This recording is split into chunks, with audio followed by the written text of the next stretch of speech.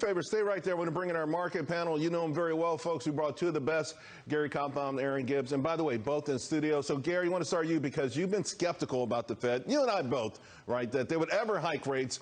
They eventually had to. But do you think the bark is bigger than the bite? I mean, to Daniel's point, will they ever go as high as Wall Street is now starting to say they will? The problem is not that they want to. It's that they are now forced to. They have put themselves into this situation by printing just unimaginable amounts of money, getting the ECB, European Central Bank, to do the exact same. By the way, they're still going at it left and right. They are the big cause of inflation, and now we're asking the people that caused it to cure it. And we're still 4 weeks away from the next Fed meeting. He's still at 0.25%. No. As of last week, they were still printing a little bit of money while rates are skyrocketing here. So they are like me racing Usain Bolt in the 100, so far behind. And you spot him a head start.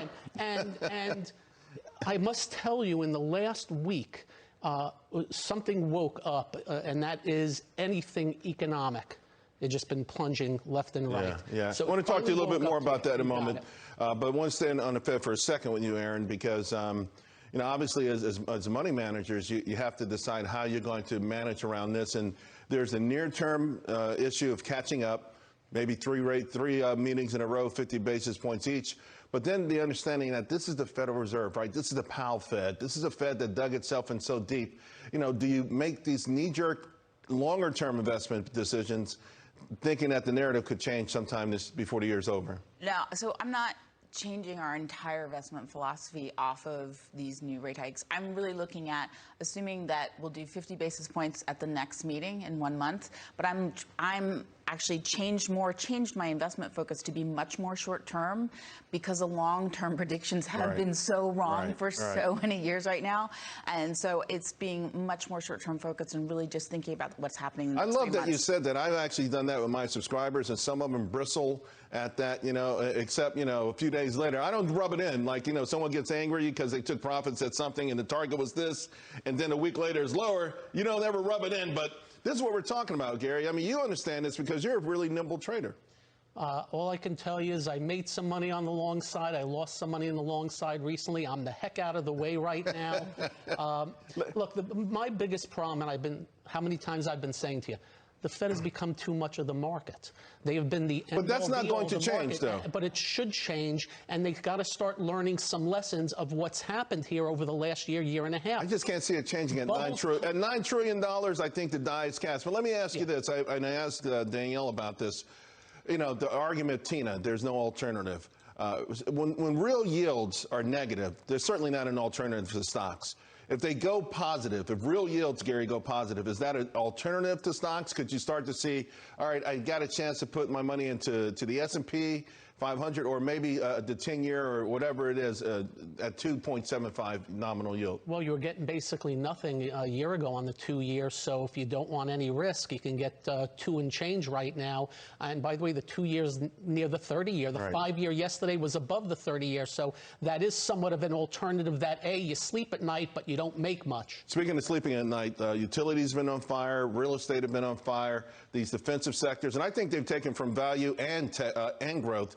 Yep. Do you buy those areas right now? Yeah, again, talking about being a little more short term, I'm using ETFs just as a quick way to get in and out. I think some of the equal weighted utilities and real estate give you a little more advantage in being exposed to some of the smaller caps, but very fast trade.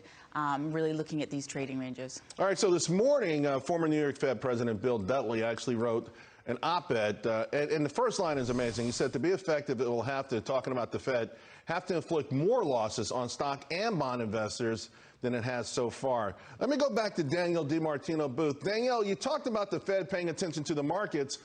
Here you have a former big-time Fed official saying, essentially, that the Fed has to destroy this market. But I thought they were in the business of creating a wealth effect. I mean, would they actually destroy the wealth effect they spent so much time to try to create in the first place?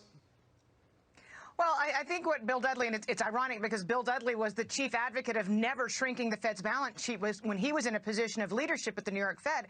But I think what he's trying to say right now is really something that's more along political lines, and that is that inflation has become such a political hot topic that the Fed is going to have to look away from safeguarding investors, from preventing losses in the stock market on behalf of working Americans who are getting ravaged by inflation. I think this is more political than it is monetary policy.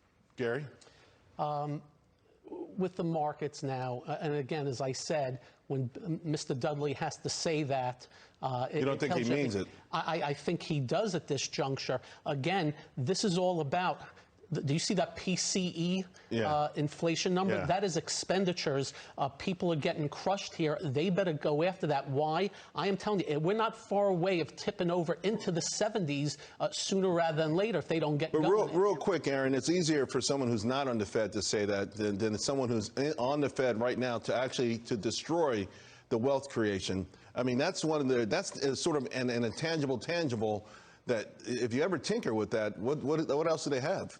Yeah, I think they would lose an enormous amount of their power, not just with the wealth effect, but obviously with corporations and lending. So I think it's going to be a constant balance. But right now, inflation is the headline. I just want to talk about earnings and sales growth. It would be nice if we can get that. We'll bring you back. We'll bring you back for that, my man. We will. Danielle, Gary, it's so great having you both in the studio. And, of course, Aaron and Danielle, thank you very much. Appreciate it all.